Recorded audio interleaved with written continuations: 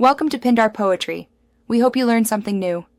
Turn on the camera and enable Bluetooth 5.0 or compatible mode on the camera. Power on your phone and open Bluetooth settings to make the phone visible to devices.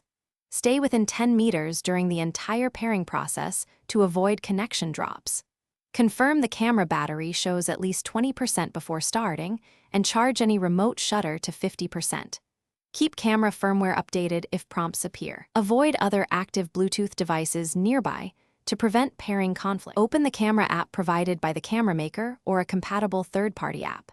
Grant permissions for location, microphone, and storage to enable full functionality. In the app, tap Add Device and select your camera from the Bluetooth list that appears on screen.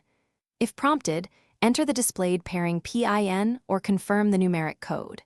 Configure resolution, timer, and shutter mode inside the app before shooting to ensure correct settings. Test a single photo to verify exposure and connection stability. Use the remote shutter or the on-screen app button to trigger photos and video recording. Press and hold the shutter for burst mode or use timed capture for group shots. If the connection fails, restart Bluetooth on both the camera and phone and then repair within 10 meters. Close and reopen the app if lag persists and clear app cache to restore responsiveness.